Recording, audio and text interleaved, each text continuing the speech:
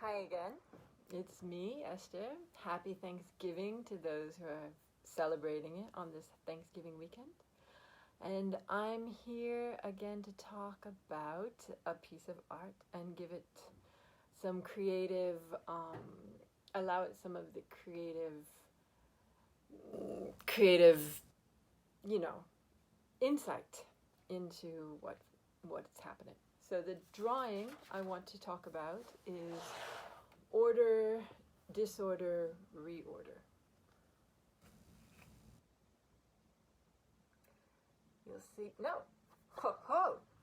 You got me. Here. That was excellent. That was live. Okay. We have many elements in this drawing. I'm going to talk about it. I started it in 2010, at which time I went with my daughter to her music school. Not a music school. I went to a violin shop to buy music paper. So you'll see it is composition paper. I was so enamored by here, I'm going to pick you up. I'm going to make this easier for me, and you can probably hear better. I was so enamored by the visuals, the aesthetics in the violin shop. The violins were gorgeous. There were probably cellos, strings, the things you clean the violins with, the resin. And obviously we had to go buy music paper. And every element had such deep aesthetic beauty that I wanted to get in on it. So I got myself a little composition notebook. And it's not the first time I've worked with music paper. In Prague in the 90s, I was making collages, many collages, and at some points there were music paper in those collages too. I like the connection between music inspiring art, inspiring poetry, paintings, making theater, theater inspiring movement, the whole shebang of it. So anyway, we have here composition. So there you have the idea already. The base is to work on some composition paper. Then on the composition paper, you can see the black lines in there, the black curly line. That was the original work.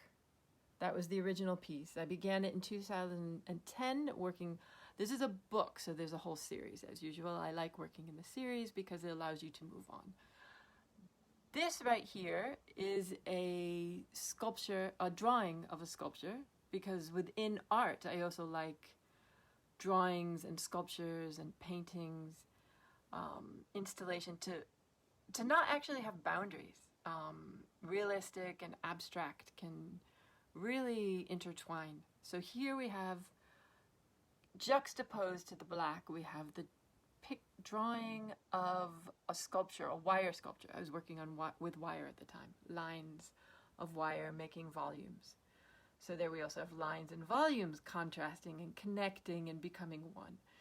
So here we have the black curls within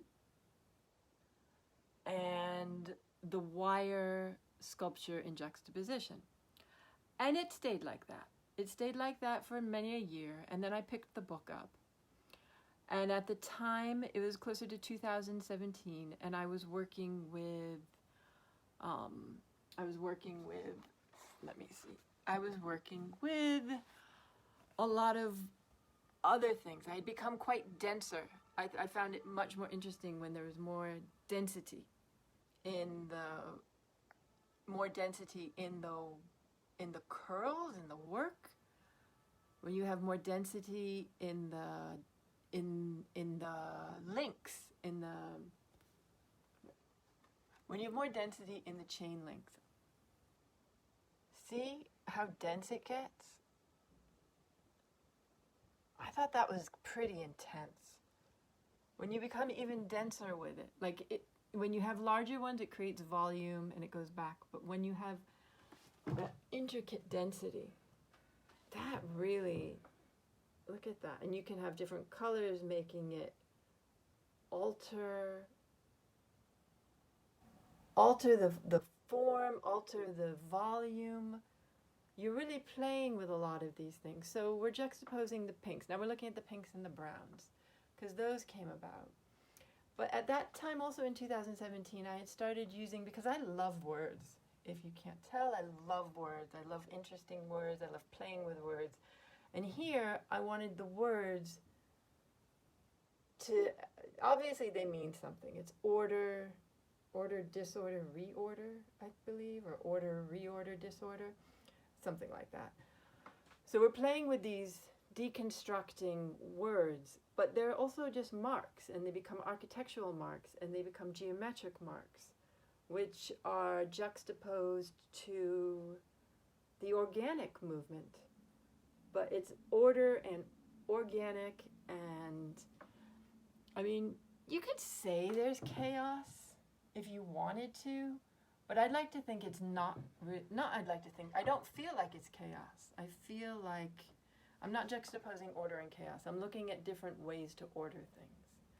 And the words are very obviously ordered in their way, while the curls become crescendos. I mean, almost using musical terms. You could use the musical vocabulary to look at this.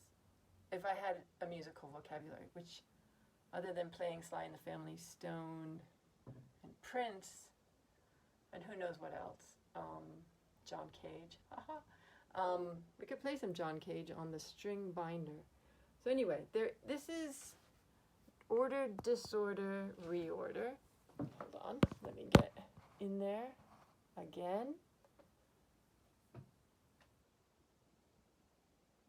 For better images, to be able to see it clearer, you can go to my website, esthershero.com. You can ask me questions. I'm happy to, I should have said at the beginning, you can ask me questions and I will answer them at the end, but I forgot. You can send me a text if you have any questions about the work, any questions, in general along the work. If you do go to the site to see that drawing, I have a whole series of that, works that I began in 2010 and evolved through, because that happens often. It's been mentioned by other artists. A piece of art sticks around in your studio for a while, and before you know it, it's evolved into something else. More things go with it. Things build over time. Things get taken away over time.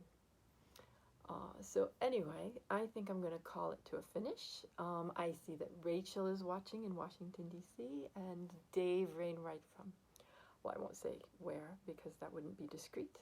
But it's good to see that you came out. I'm glad you joined me. And anyway, enjoy, if you're in the States, enjoy continuing digesting on your leftovers. And I wish you well. Lots of love to you. Lots of good health. Signing off for this week. Lots of love. Bye.